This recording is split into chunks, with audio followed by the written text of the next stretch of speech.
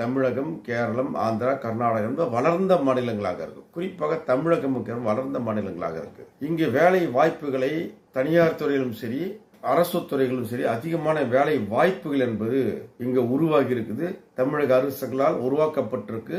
கடந்த காலங்களில் அது திட்டமிட்டு செய்ததன் விளைவாக ஒரு மிகப்பெரிய அளவுக்கு வளர்ச்சியை தென்னிந்தியா கண்டிருக்குது, தமிழகம் கண்டிருக்கு. அப்படி கண்டிருக்கக்கூடிய இந்த சூழல்ல தமிழகத்தில் இருக்கக்கூடிய வேலை வாய்ப்புகளை பற்றியெல்லாம் நாம் முழுமையாக தெரிந்து கொள்ளாமல் அந்த வாய்ப்புகள் கொஞ்சம் கொஞ்சமாக ஏதோ ஒரு வழியில் மறைமுகமாக வட இந்திய இளைஞர்களுக்கு சென்று கொண்டிருக்கிறது என்பதை இன்னும் தமிழ் இளைஞர்களுக்கு முழுமையாக தெரியல. தமிழ்நாட்டு மக்களுக்கு தெரியல. தமிழ் தேசிய அமைப்புகள் அங்கொன்றும் இங்கொன்றுமாக சில விஷயங்களை வெளியே கொண்டு வந்தாலும் கூட திருச்சியில இருக்கக்கூடிய அப்ரண்டிஸ் சம்பந்தமாக வெளியே கொண்டு வந்திருக்கிறார்கள். வேறு சில விஷயங்கள் வெளியே கொண்டு வந்திருக்கிறாங்க. இன்னும் நிறைய விஷயங்கள் இருக்கிறது. அது கொண்டு வர வேண்டும்.